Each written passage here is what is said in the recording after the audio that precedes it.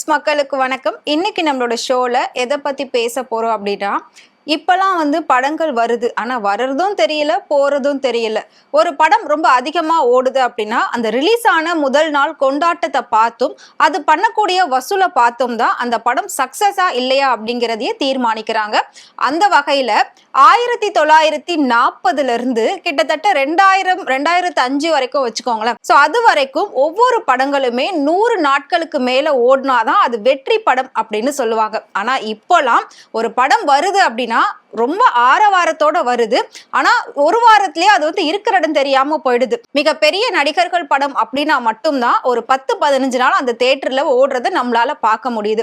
So நம்ம படத்துக்கு book பண்ணி போகலாம், இந்த படம் வந்துருச்சு, அது நல்லா இருக்குமா நல்லா இல்லையா, ஃபேமிலியோட பார்க்கலாமா வேணாவா அப்படின்னு சொல்லி நாம யோசிச்சுட்டு அதுக்கப்புறம் டிக்கெட்டும் புக் பண்ணி தியேட்டர்ல போய் பார்க்கும்போது அந்த படமே அங்க இருக்காது, உடனே தியேட்டர்ல இருந்து எடுத்துருவாங்க. ஆனா அந்த காலகட்டங்கள்ல ஒவ்வொரு படமும் பாத்தீங்கன்னா தியேட்டர்கள் 100 நாட்களுக்கு மேல ஓடி இருக்கு. அதாவது 1940 இருந்து 2005 வரைக்கும் 100 நாட்களுக்கு மேல தியேட்டர்கள்ல வெற்றிகரமா இந்த படங்கள் ஓடி இருக்கு அப்படின்னு நாம சொல்லலாம். சோ அப்படிப்பட்ட டாப் 10 லிஸ்ட்ல இருக்கக்கூடிய மூவிஸ் தான் நாம பார்க்க போறோம். வாங்க பார்க்கலாம். அதுல 10வது இடத்துல 80கள்ல ரொம்பவே பெரிய ஃபேமஸான ஒரு ஆக்ட்ரஸா இருக்கக்கூடியவங்க தான் நடிகை ராதிகா. சோ ஒரு போல்டான நடிகை அப்படின்னாலே ராதிகா தான். அது அப்பத்துல இருந்து இப்ப வரைக்கும் போல்டான நடிகைனா ராதிகா. இப்ப ஆட்டிடியூடான நடிகை தான் நயன்தாரா பேர் வாங்கியிருக்காங்களே தவிர போல்டான நடிகைன்னு பேர் வாங்கல.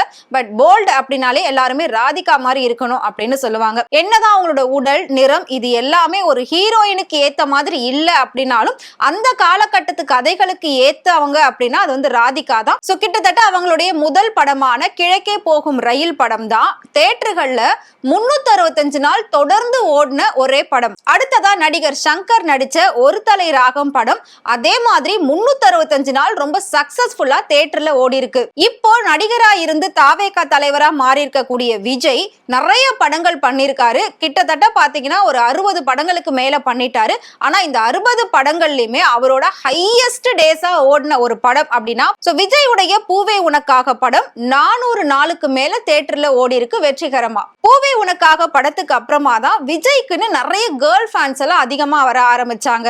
7வது இடத்துல பிரபு நடிச்ச சின்ன தம்பி படம். இந்த படமும் 400 நாளுக்கு மேல தியேட்டர்ல வெற்றிகரமா ஓடி இருக்கு. சோ இன்னைக்கு வரைக்கும் குஷ்புவுக்கும் பிரபுவுக்கும் பேர் வாங்கி கொடுத்த ஒரு படம். அவங்களோட பேருக்கு பின்னாடி இந்த படத்தை தான் நாம இப்ப வரைக்கும் சொல்லிக்கிட்டு இருக்கோம். சின்ன தம்பி குஷ்பு, சின்ன தம்பி பிரபு அப்படின்னு தான் இப்ப வரைக்கும் நாம சொல்றோம். அந்த அளவுக்கு மக்கள் மனசுல நிக்கக்கூடிய ஒரு படம் தான் சின்ன தம்பி படம். இந்த படம் 400 நாளுக்கு மேல தியேட்டர்ல ஓடி இருக்கு. படம் மட்டும் கிடையாது, பாட்டு எல்லாமே சூப்பர் டூப்பர் ஹிட் அடிச்சிருக்கு. சோ இதுல எல்லா லெஜண்ட்ஸ்மே ஒர்க் பண்ணிருக்காங்க.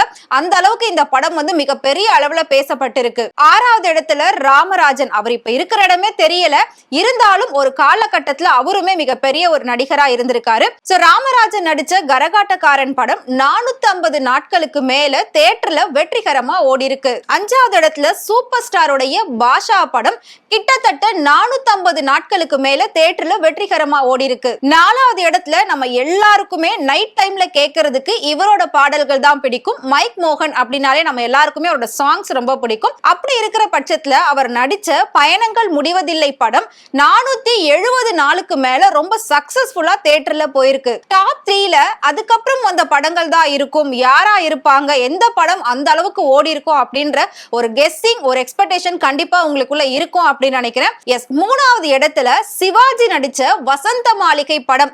இந்த படம் 720 நாளுக்கு மேல தியேட்டர்ல வெற்றிகரமா ஓடி இருக்கு. சிவாஜி அப்படின்னாலே நடிப்புக்கு உயிர் கொடுத்தவர் அப்படின்னு நாம சொல்லுவோம். இசைக்கு உயிர் கொடுத்தவர் இளையராஜா அப்படின்னு நாம கொண்டாடுற மாதிரி தான் நடிப்புக்கு உயிர் கொடுத்தவர் சிவாஜி.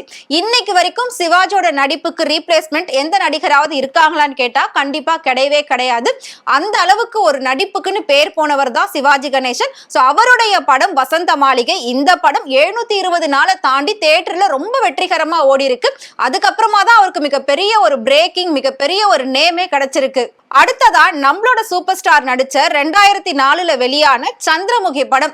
இந்த படம் கிட்டத்தட்ட 2.5 வருஷம் ஓடி இருக்கு. அதாவது 890 நாட்கள் தியேட்டர்ல வெற்றிகரமா ஓடி இருக்கு.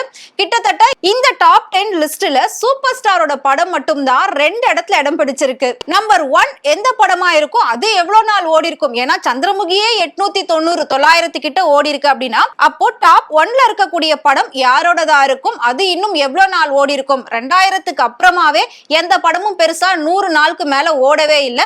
அப்படி இருக்கிற பட்சத்துல எந்த படமா இருக்கும் அப்படின்னு சொல்லி கண்டிப்பா உங்க எல்லாருக்குள்ளயுமே ஒரு கேள்வி வந்திருக்கும். சோ அந்த படம் இப்ப வந்த படம்லாம் கிடையாது.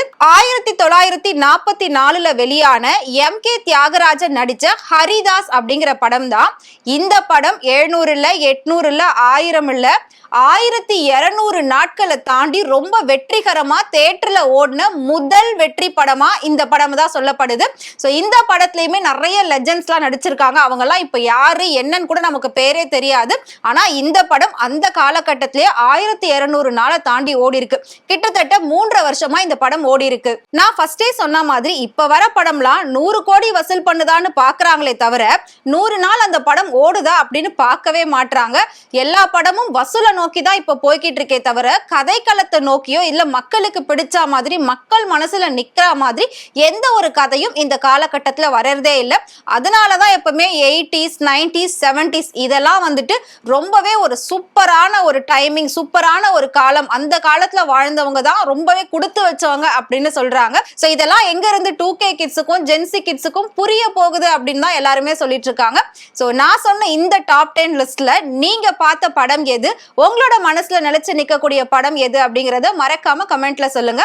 சினிமாவை பத்தியும் சினிமா நடிகர் நடிகைகளை பத்தியும் இதே மாதிரி டே பை டே இன்ஃபர்மேஷன் தெரிஞ்சுக்கணும் அப்படின்னு நினைச்சீங்கன்னா மறக்காம ஃப்ரெண்ட் டூட் சேனலை ஃபாலோ பண்ணிக்கோங்க.